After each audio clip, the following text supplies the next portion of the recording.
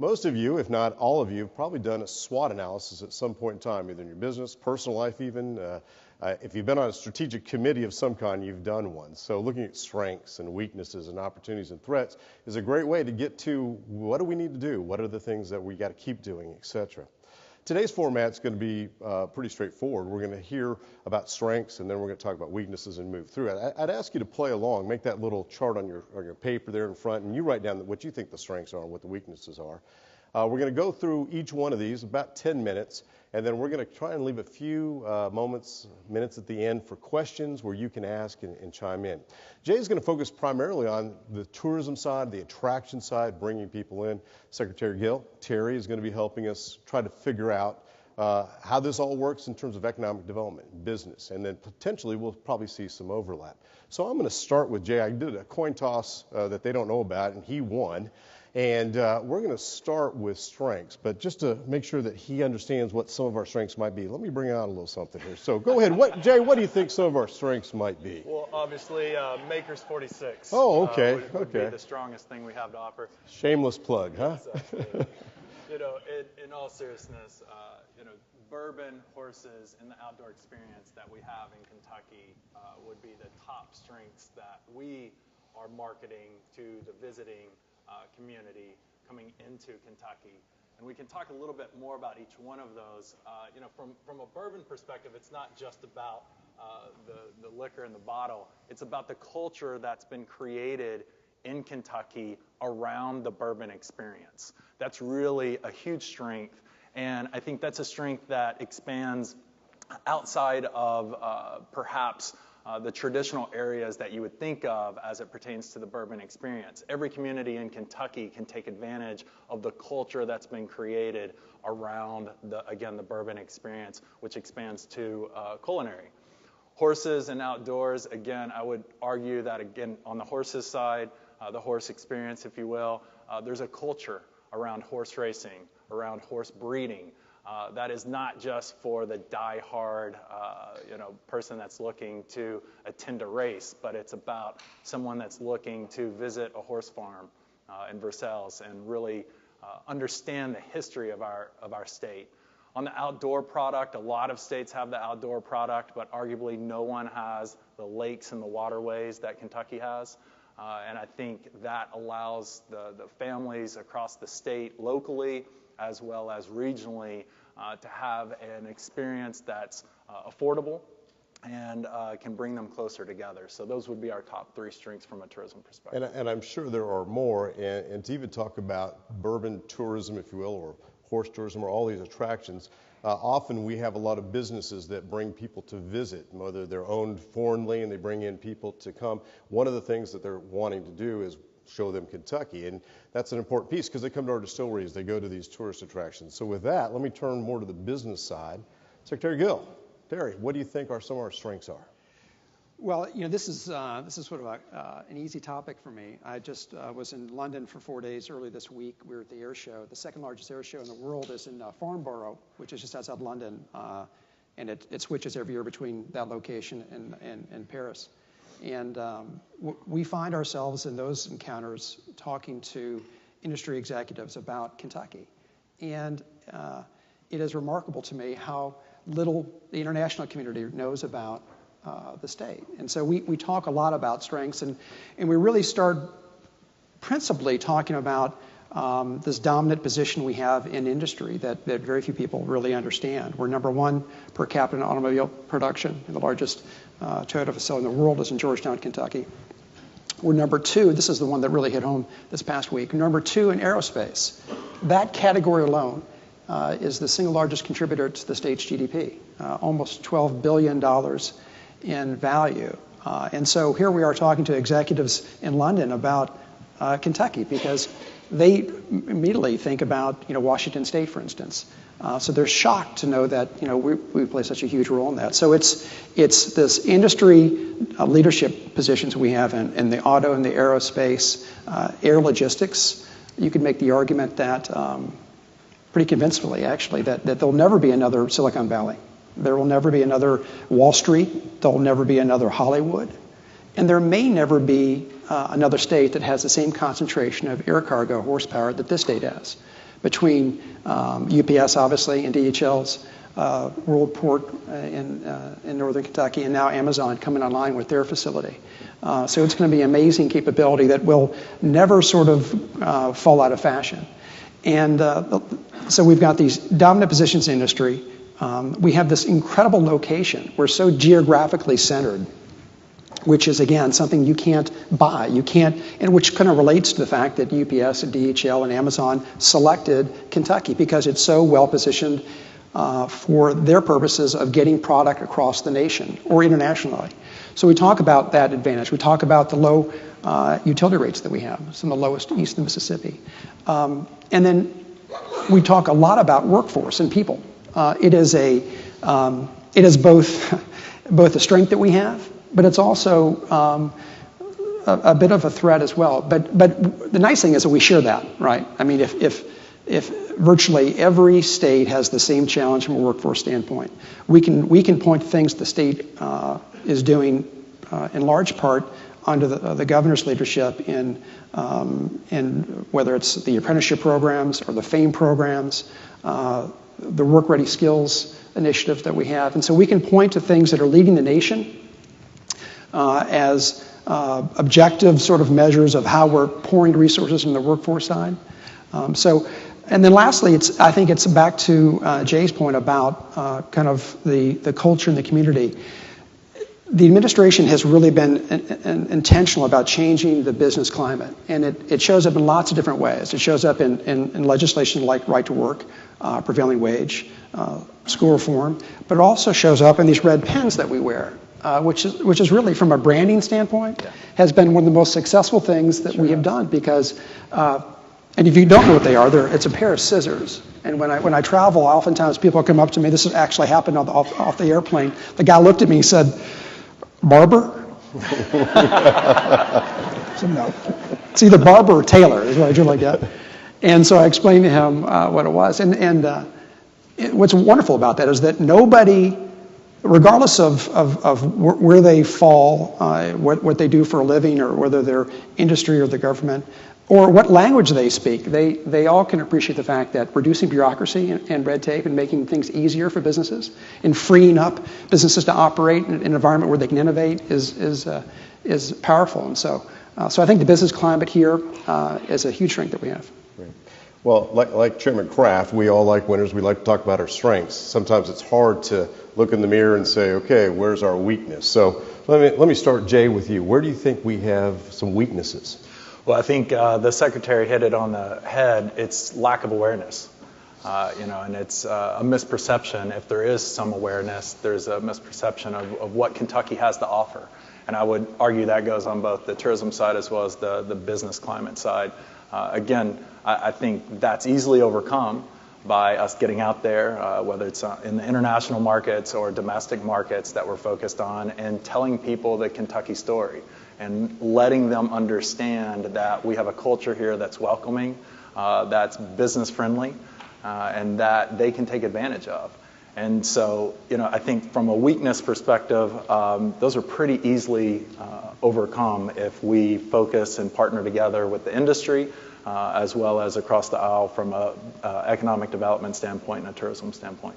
So having a strong brand, but yet being able to communicate that out to people. Yeah, well, it takes money to communicate that brand, right? And we can get into some of the threats, but I would say, funding or lack of funding is certainly a threat, and it could be perceived as a weakness. But I would give credit to the administration. I think the investment that this administration is making into the business community, but also the tourism community, is the strongest that we see across the country. And I think it goes to the heart of the governor's desire to drive revenue for the citizens of Kentucky. And so again, a weakness or a threat that's easily overcome by the right focus. Sure. Terry? Well, I think that we have, certainly we have a challenge with the workforce, and you can make the argument that we have almost a population challenge. We're bordered to the north and south by two states, Indiana and Tennessee, roughly the same landmass, not a big difference between those two states, yet we have almost 2 million fewer people in the state. So part of this is just we need more people in the state. We need more young people either that are from the state, staying in the state, and becoming part of our workforce. And we also need to attract more talent. So, which kind of gets back to this question of branding. And just as Tennessee has had a great deal of success, Nashville in particular, in seeing how that community has really just exploded over the past 4 or 5 years. They've done a fabulous job of sort of telling a great story about the opportunities in Nashville. And if you're 23 years old and you're from the South and you don't have any firm direction in terms of where you want to go, and you're trying to sort of go someplace that's sort of the world of promise and maybe some exciting sort of lifestyle choices, then you might find yourself in Nashville. Well, I would say that Louisville in particular, and other cities certainly in Kentucky, offer that same thing, but we're just not telling that same story. So we do have this need to sort of not allow others to sort of define who we are. And I think for many years we've just sort of allowed that. There's sort of a caricature of ourselves, and we are so much more nuanced and interesting and creative. But we have to tell that story, and we have to do that in both in encounters that we have one-on-one when the governor and our team travel. But the reality is that we need to tell it in a broader way, right? We need to have more scope and more reach in our messaging. I think in this particular area, I mentioned this at a board meeting yesterday. If you consider the state and you think about each part of the state has different assets that we can leverage. One thing that we can leverage in the Louisville MSA, if you will, is the fact that we can be a very attractive community for we'll call sort of business back office operations, headquarter operations. There's lots of things that we can point to that say this is a relatively inexpensive place to operate a business. And we've got a good workforce, and we've got some particular companies that we can point to that have had great success in locating here. But we don't have enough direct flights into and out of the Louisville airport. And that's a fundamental problem that has to get fixed. And if you think about, most of the people in this room can remember 1985. As you get older, those historical references become easier to make. So 1985, Louisville was larger than Austin, Texas, Raleigh, Durham, Indianapolis, and Columbus. Think about that for a second. It wasn't that long ago where they were peers of ours.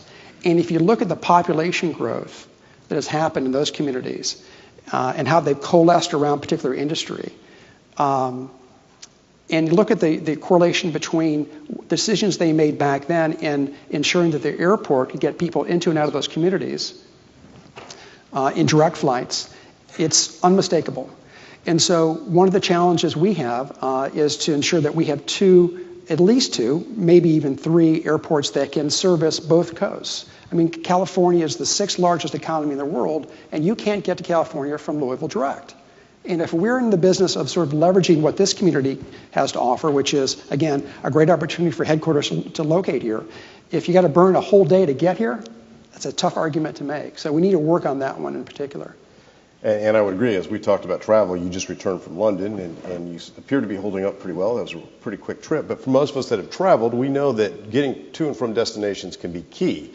And that actually is also for the tourism side. If it's Absolutely. Easy to get here, then that helps. So as we transition from a weakness, this is the fun part, we start talking about opportunity, and this is where we start talking about solutions and how do we fix these things, or where do we build on. So opportunities to promote and sell Kentucky to others. Well, I think the biggest opportunity we have as a state is working collaboratively together. And I think us being on stage together from an economic development side and a tourism side demonstrates that collaboration.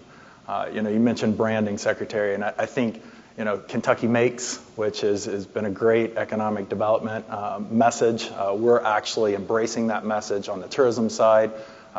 Kentucky makes a lot of memories and can make a lot of experiences on the tourism side, and obviously Kentucky makes a lot of things on the economic development side too. So I think collaborating together, whether it's on branding or whether it's on the challenge of access, lift access domestically. So the Secretary talked about flights coming from the West Coast. We believe that the international visitor is hungry for the experience that Kentucky has to offer. And so getting not only direct flights to the West Coast, but getting direct flights from the UK and from other international markets where we can bring people into the heart of America and get them outside of what is considered the gateway cities like New York or LA or Orlando is going to have a real opportunity for the state to showcase what we have to offer. So I would argue, again, collaboration on a number of fronts, and then making sure that we're taking advantage of that collaboration by selling not just the tourism side, but also the business community side as well. Yeah, very good. And we talk about workforce quite a bit. So we look at opportunities. You mentioned it as a threat, or excuse me, a weakness. Let's talk about opportunities. I'm sure you're going to start with workforce. Yeah, workforce is clearly one of the things we point to. It is the single most important determinant, I think, of business expansion and relocation in my line of work. It's the one thing that businesses would point to, quite honestly, regardless of industry, that is a constraint that's not easily fixed.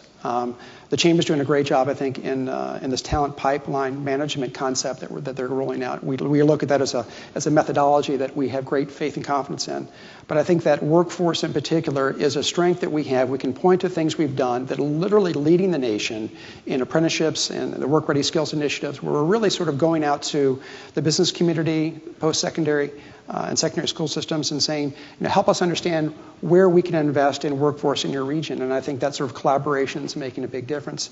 I also think that, we have these built-in sort of advantages that, although may not make a huge difference today, in the next 10 to 15 years, I think you'll see things like the available land that we have, the infrastructure that we have, which again is not perfect, but we do have, fundamentally, a very well-built, robust interstate system. Our proximity, as I mentioned before, is hugely important. And the other thing that we have is we have more moving water than other than Alaska. We have more moving water in the state than any other state in the U.S. And potable water, at some point, is becoming a valuable commodity. If you think about what's happening out west with the droughts. And so that plays to the upside potential we have to develop the region. So I think that we've got these opportunities both in our people, in our place, in our industry, in terms of these dominant positions we have, and also in sort of rethinking, I think, how we work more closely with the university systems. I think we're beginning to sort of be very intentional in working with leadership at University in Kentucky and University of Louisville, and really all the state universities, to really help them to understand what are we doing in economic development and how can they sort of understand the importance of aligning sometimes curriculum and content, certainly in the community and technical schools, relevant to industry in their region. And so there's this collaboration which has been hugely successful, which you don't see in other states. Larger states who we all have, it's like families, right? We all have levels of dysfunction. But I think that we have a highly functioning administration, and I think that we have a highly functioning level of collaboration with the universities. And a perfect example of that is Brady Industries is building the first aluminum mill to be constructed in the U.S. in the past 40 years in Ashland, Kentucky. And it will be the most modern, efficient aluminum mill probably in the world. And the local community college there in Ashland has created a 2-year degree that in large part is built upon the technology that Brady is deploying at that facility, which will become sort of the standard bearer for the industry. So we have this community college that's building a specialized curriculum around industry that's literally in their backyard.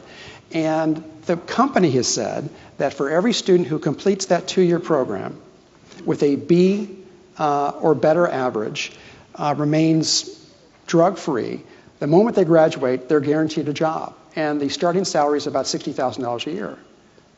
Great. Right? So that talk about collaboration and that story in terms of our willingness to weave those things together, there aren't a lot of states that are doing that. And so that's been very helpful.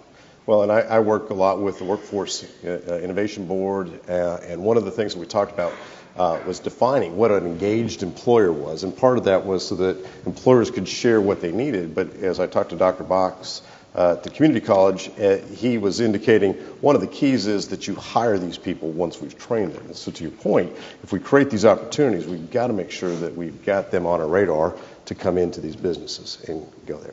Well, when you talk about collaboration, I'm part of an industry that's been around for quite a while. We have a trade association, the Kentucky Distillers Association, and part of the reason we formed that organization over the time was because sometimes we felt a bit paranoid, maybe threatened might be the right word, just because they're not out to get you doesn't mean they're not type of thing. They're really out there. So as we move to threats, this is one of the things as I look around, and whether it's internal or external source, say, what are the threats that we might see that could be a challenge, that could present opportunities, or could point to our weaknesses even more. So, Jay, why don't you start with some of those? I think the biggest threat that we have as a tourism industry is funding.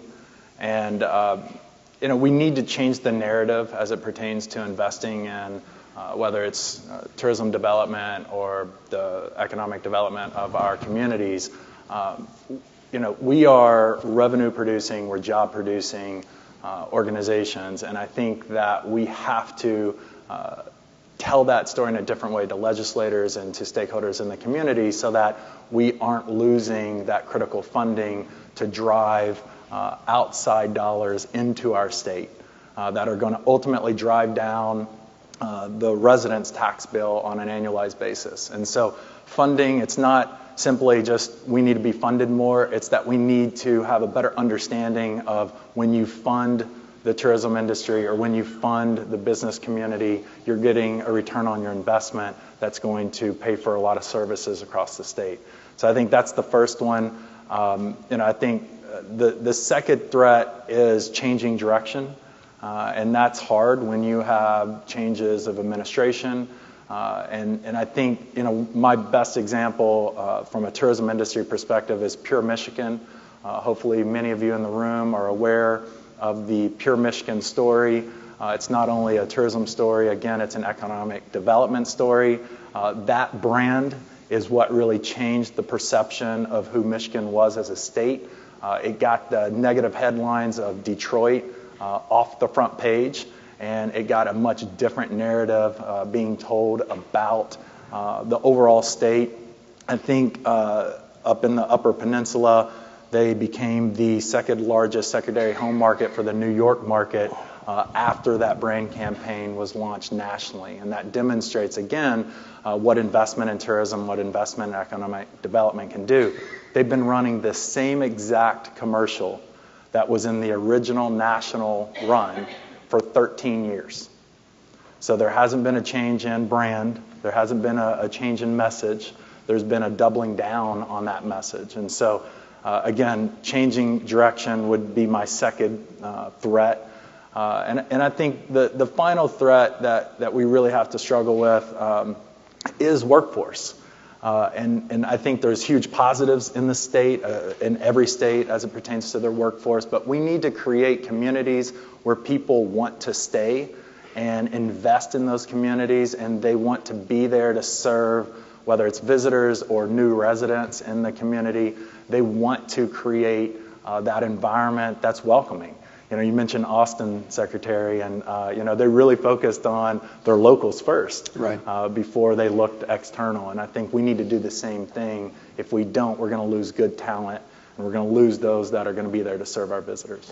And help me with the stat. I believe for every dollar that's spent on advertising in the state of Kentucky, we see a return of roughly $16. $16, correct. Yeah, so what a great way. It pays for itself. And to think about a state that kept the same campaign, that probably saved them some money too, didn't it? Yeah. One more stat just before we turn it over to the Secretary. 1 in 10 jobs in Kentucky is in the tourism industry. And so I think, again, we forget sometimes how that investment pays off, not just in a return investment from a tax dollar perspective, but also from a job creation perspective. Thank you. Secretary?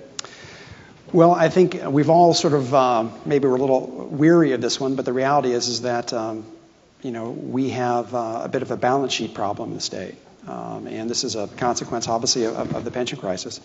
And what we find is that we're in an intensely competitive business. Just the result of sort of the overall tailwinds the economy has enjoyed.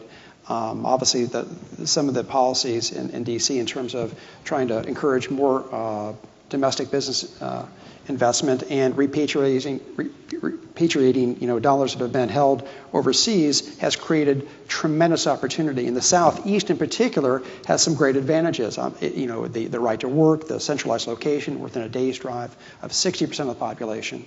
All the things that I mentioned before are helpful.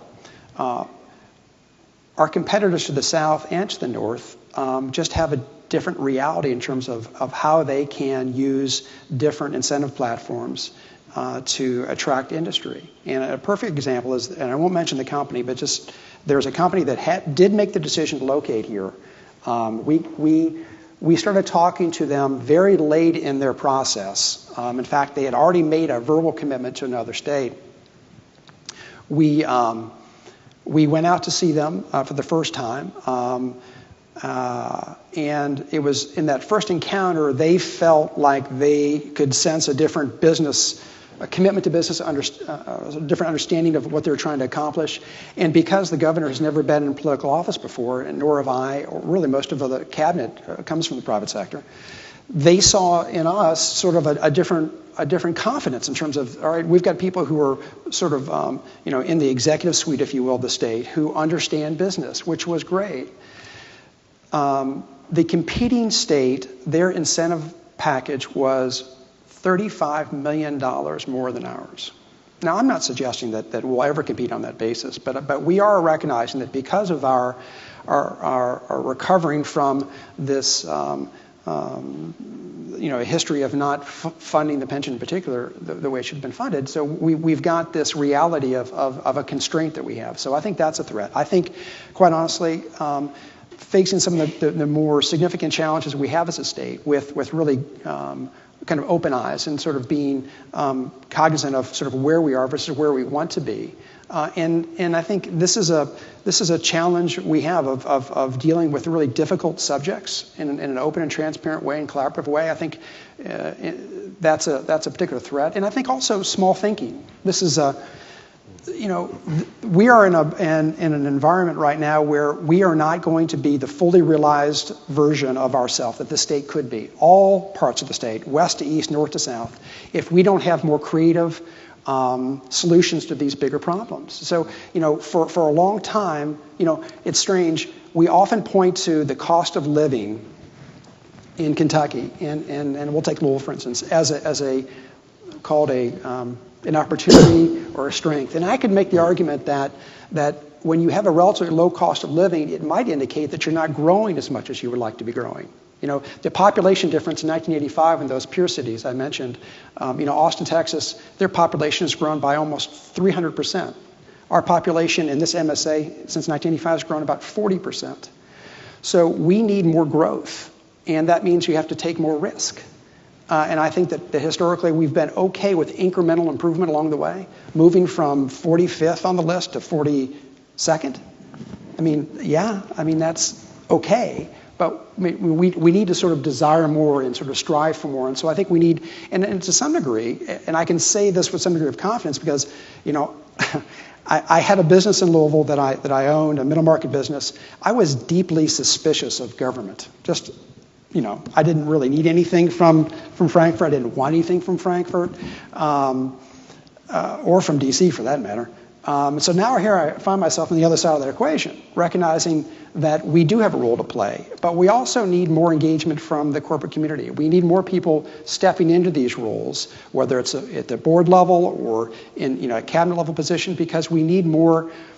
I think we need more fresh thinking to help solve some of these problems. So we need more engagement, I think, from the community. And I think that not having that, we end up sort of stifling our own creativity. So I think that's a bit of a threat as well. So we call them in our industry headwinds, but a lot of folks talk about that as well. So one of the things that is out there is trying to understand what are the headwinds that could impact the economy, essentially, and potentially tariffs. And I didn't know if you saw the potential for economic slowdown or how that might play.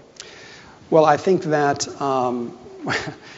we spent a lot of time talking about this topic, and I think if you think about the state as sort of a portfolio, if you will, and if you think about sort of the weighting of a portfolio, we are a little overweighted in manufacturing.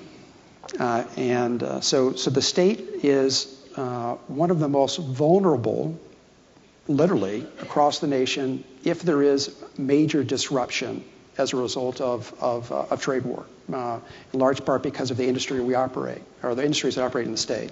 So we talked about automotive, obviously, that has huge consequences. We talked about aerospace, again, we talked about air cargo, and then the fourth is upstream metal fabrication. So, Secretary, don't forget me. Oh yeah, bourbon. It's an and strategy. It's bourbon and aluminum. Bourbon and. Thank you. So on the metal side, about 40% of the aluminum that's manufactured in the U.S. is coming from this state. Over half the stainless steel is manufactured in this state. So these are obviously right in the middle of this tariff conversation. So I think that it's a reminder too of the need to really think about how do we balance out the portfolio? How do we attract more service-based businesses, thought-based businesses that'll help sort of round out that portfolio? So I think that that's a risk. In terms of the tariffs, I think this is the analogy that we've used oftentimes is, this is a baseball game. We're somewhere around probably the sixth inning, I think. I don't think anyone's arguing for tariffs because they think it's good for business. I think this is a means to an end. And so we're trying to caution most of our industry clients to sort of just let's not react too much to where we are today and recognize this is an ongoing dialogue, and we think at the end of the day, we're going to end up in a better place than we are today. And one of our strengths is being resilient and finding opportunities within those threats as those type of things come. So hopefully you've been following along. You've been creating your own strength, weakness, opportunity, and threats matrix. And you've now got an opportunity to give us a few questions through Slido.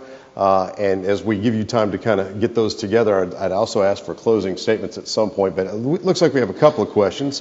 First one on the top, do you believe that the lack of liability reform is a weakness in the economic development? And I assume, Secretary, you'd like to take a stab at that? Well, we talk about business climate a lot, and we talk about, so that's everything from, a climate that's free from needless regulation. Obviously, we talk about that relative to our red pins here, so I think that helps. We talk about the transparency of government. We talk about the collaboration between the university systems and both the secondary and post-secondary school systems is all part of the environment. We don't really talk as much about liability reforms as you might expect. That's a very specific topic. It does not come up, I think, in the course of our conversations on a regular basis. I personally believe it is, and I think that you can point to a number of factors that would suggest that when states are ranked in terms of how competitive they are, that is a criteria that will often come up, which is unemployment insurance, and so I think that we have to be cognizant of how that impacts the cost structure for businesses that might be located in the state. We have two questions here that I might join together because I think that as you talk about, what are the real weaknesses, and then possibly how do we join together to have one collaborative brand for Kentucky rather than the silos we have now, because I think in this is the idea that there's potentially need for collaboration. Let me turn to you, and you can kind of look at both questions and say, where do we try to bring this together, one brand from Kentucky from the tourism standpoint? Well, I think it starts again with working with our partners in the business community to have a brand that actually says something and isn't a vague generality, and then promoting that brand as strongly as we saw Michigan promote Pure Michigan. Some would argue, what does Pure Michigan say when you don't know that campaign or when you just say it out loud? But for those of us in the room that have seen that campaign, again, whether on the business side of the aisle or the tourism side of the aisle, you don't envision Detroit when you hear Pure Michigan. And that was a real problem for the state. I would argue there was a misperception that Detroit equaled Michigan. And that wasn't the case, right? There was an incredible experience that you could have across the state of Michigan that had nothing to do with the problems that existed in the city of Detroit. And that brand campaign is what helped them overcome that misperception. I would argue there's a misperception about Kentucky that we are overrun with an opioid epidemic, and there is, a lack of community, a lack of opportunity, whether that's in the western part of the state, central part of the state, or eastern part of the state, that just frankly isn't true. And I think that a strong brand message that has an adequate amount of funding behind it will help to break down those misperceptions. As it pertains to how do we get there and break down those silos, I think it's already happening. Again, we're on stage together. The Commissioner of Tourism would be here if she was available. But we have, as I mentioned earlier, already started to embrace the Kentucky Makes message that has been resonating incredibly well on the business community side. We're seeing good testing result from that messaging on the tourism side. And again, we need the right funding to get that message out there. Pure Michigan exists because they were able to invest in a $20+ million national TV campaign and reach every community across the country. And so funding isn't a red issue or a blue issue, it's a green issue. And we need to figure out a way, with all of the challenges and threats that we have as it pertains to pension fund funding and sort of the deficits there, we need to find a way of how we can invest in the revenue-producing industries of this state and get that message out there stronger. Thank you. There's several questions, or do you want to comment on that as well? A couple things I think the audience might find interesting. As there's clearly a funding issue, we see it, and I don't remember what the relative funding level was for tourism in Tennessee, for instance, but I remember reading something that was, order of magnitude 3 or 4 times what we spend. Absolutely. Right? Yeah. So that gives you some perspective, right? I mean, if you're in a competitive business where messaging and branding is hugely important, which clearly it is in economic development, and you're funding it at a fraction of what your competitor is, it makes it very difficult. We point to, at the end of the day, the funding issues, challenges can get solved by virtue of our success. That's right. Right? But it takes time. For instance, the best year the state had ever seen in terms of economic development, if that is purely a function of the amount of dollars that are invested in the state, the highest amount the state had ever seen historically was in 2015. It was about $5.1 billion in 2015. Last year, we attracted $9.2 billion. Okay? How many of you knew that? Okay, I would say roughly 10% of the audience. Do you not find that interesting? I mean, everyone here is here for a reason, right? You're involved in business and chamber, economic development, the prosperity of the state seems important to you all, and 1 out of 10 people here knew that stat. So you want to talk about a messaging problem? Here we've had this success, and yet it's a surprise to, virtually 90% of the audience. And so I find that, to some degree, we got to address why is that? Why don't we all know more about what's happening? I find that's sort of interesting. So I think that from a branding standpoint, clearly we have to spend more. It's just that simple. It's going to take some time for the $9.2 billion of investment and the 47,000 jobs have been created in this administration to really begin to make a material impact on the balance sheet, if you will. So directionally, I think we're moving in the right way, but it is going to take some time. But at the end of the day, it does require us to do a better job of telling our story. If I could, Kevin. Sure. Secretary, the Secretary mentioned something which is, I would say, an education locally, an education within the state of how the state is doing and how we perceive the state. And I think that's where this question of branding has to start. We, I think, as a state sometimes have a misperception of who we are and what we have to offer. And we've seen that. When we do brand messaging testing locally, it is a very different result, frankly, a much more negative result than when we do that exact same testing in markets like Chicago or St. Louis or Nashville. And so the perception of outsiders as it pertains to what Kentucky has to offer, specifically from a tourism experience standpoint, is very different than what the perception is locally. And I find that, one, interesting, but also a concern, because if we don't believe in ourselves, then how can we ask those on the outside to believe in what we have to offer?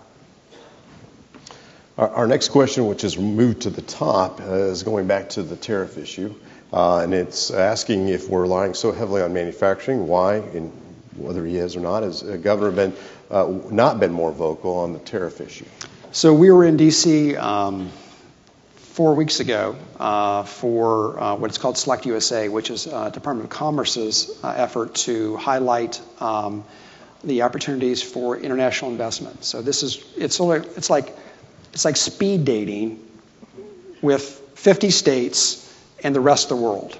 All right. So this was it's a major initiative, and it was a great opportunity for the governor to sit down with Secretary Ross and with the help of local businesses, leadership. We reach out to all of them to ask them to articulate what are the challenges, what are the threats you see relative to the tariff issue. And we got great feedback, as you can imagine, very detailed feedback in terms of the real downstream impact that tariffs have on local companies. GE is a great example of that. And so we sat down with the secretary and the deputy secretary and went through that information line by line because it's important for them to understand the consequences of this. And I think there's also, one of the issues that we said, here are some specific industries that are hugely important to the state. They employ tens of thousands of people. This is the impact this is having in our state, whether it's Toyota or GE and many companies in between. We also said that businesses hate uncertainty. I mean, that's the one thing that we don't like. We can deal with big problems, right, if we're willing to address them. But we don't like not knowing what they are. And I think what we're dealing with right now is this tariff question is open-ended. And one of the questions that was asked by another governor was, when will this end, right? Regardless of what the end is this going to be an ongoing situation forever because capital is frozen right now because they're not sure what's going to happen. And so, that's one of the things that I think we're concerned about is just the uncertainty around this. But in terms of whether or not the governor is spending time articulating the threats to business, I can guarantee you that there's not a governor right now in the U.S. that has greater access, I think, to the administration and therefore the ability to sort of articulate what are those threats to local business. Okay, thank you. There's been a couple of questions that have popped up, and I'm trying to keep track as they go, and it talks a little bit about education, investing in the education system. I think we would all agree that at all levels, whether it's the higher level of education or primary education, K through 12, what do you think that we need to do as a result of a workforce? Do we need to spend more? What's the direction you think the government wants to go? I think part of what we have to be sure we're doing is recognizing that I think roughly there are 50,000 graduates every spring at our high schools. Of that 50,000, about 1/3 choose to go on to some form of post-secondary education. So that's the first issue, right? So of that 1/3 that chose, 2/3 goes on to post-secondary. Of the 1/3 that didn't, the question is, are they ready for an opportunity in the marketplace? Do they have the skills that are requisite for an entry-level position in a company? And I think that's a real issue we have to focus in on, because the reality is not every 18-year-old necessarily needs to go on to a 4-year college.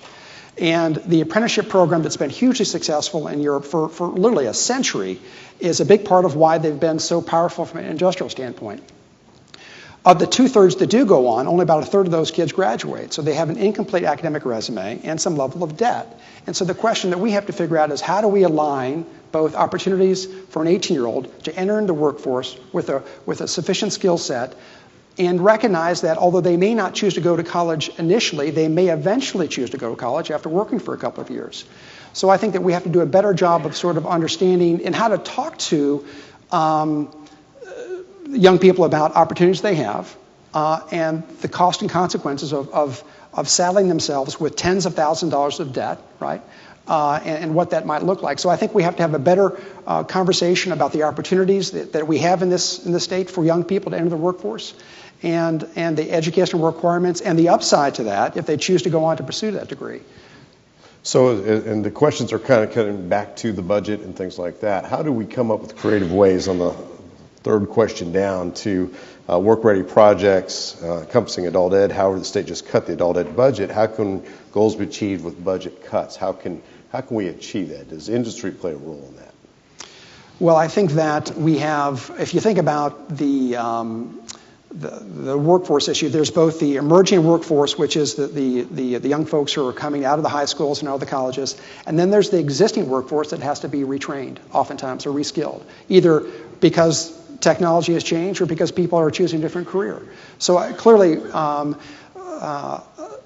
we have a, this is, if the analogy I might use is, if this is a turnaround, right? If this is a turnaround, so we're faced with the reality of a balance sheet that's upside down, and maybe not sufficient revenue to pay for all the things we want. So you have to make difficult choices. I don't know how else to say it, but I think that's the reality of where we are.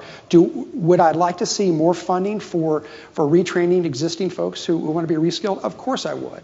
But I think the reality is that we're trying to do lots of things with a relatively constrained budget. But I think that philosophically we're aligned with that. We see the opportunity to afford folks a chance to look at bringing on different skills they don't currently have. And that's a big part of the workforce issue. And we've actually seen in our industry collaboration with the higher education. And let me kind of turn back to tourism for a moment, and just to talk about Midway College as one of those, Midway University, and how they've taken on a hospitality type of program and education group. So any comments on how that might be important? Well, I was just going to make a shameless plug for the tourism industry as a whole. We are, I would say, come work with us, for us, within our industry. Because we're at times viewed as a low-cost, a low-paying industry, right? We only have minimum wage jobs in the hospitality industry. It's only, bartenders and maids and maintenance men. Well, I started as a bartender, and I wish I was a bartender today more times than not.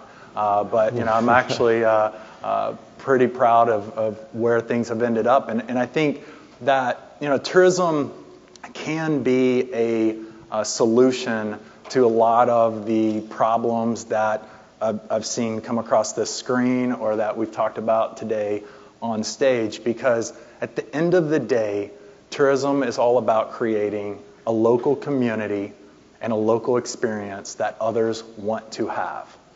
And that can exist with a small shopkeeper.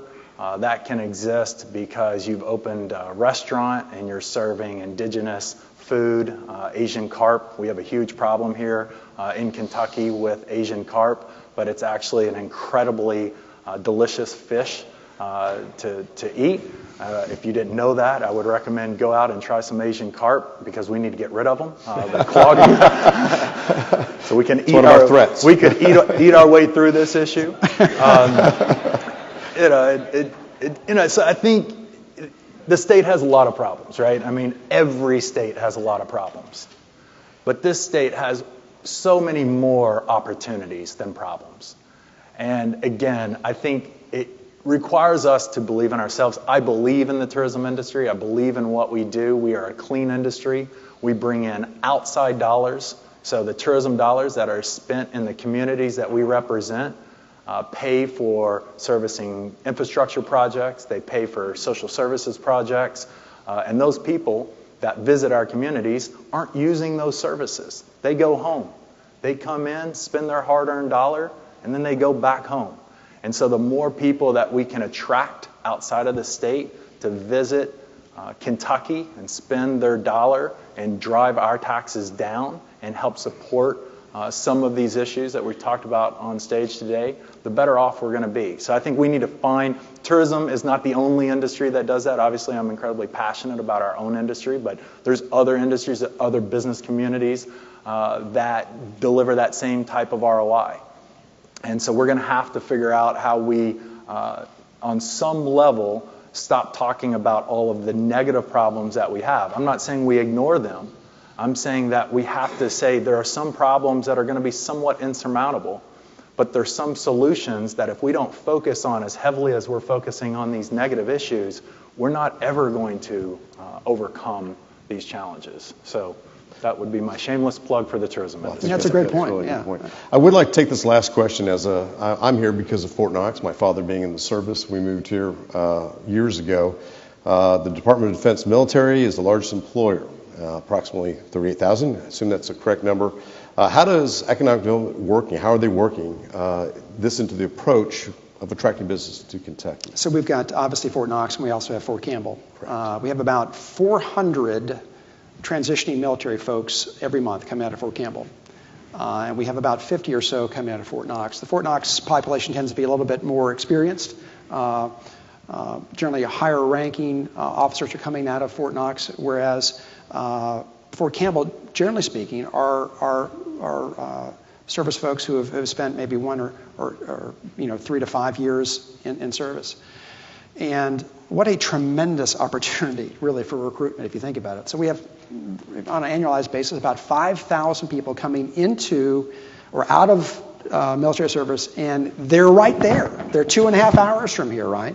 And so when this is a good example of sort of the not paying attention, right? So 2 years ago, the governor was down there for the first time, just part of his new to office, and obviously wanted to tour Fort Campbell. And there was a job fair that day, right? So they have a job fair every quarter. There's a job fair. There were about 83 companies, exactly 83 companies that were present, participating in the job fair, and 3 of them were from Kentucky. Is that insane? Needless to say, we've changed that, right? So we've got this organic supply of great folks who are coming out of the military, and we weren't even paying attention to it. So I think to your point, Jay, about sort of we have to just think differently about where we are. We have a better perception of who we are and what we can be. And I can tell you, there is so much opportunity in this state. There's so much opportunity, both in terms of our people and our place and our position, where we're located, our geography, the industry we're participating in. It is not perfect. We probably do need to work on clearly some things that are fundamental to the state's success. But we have great upside potential here. Mr. Secretary, Jay, thank you very much. Help me thank them for the time today.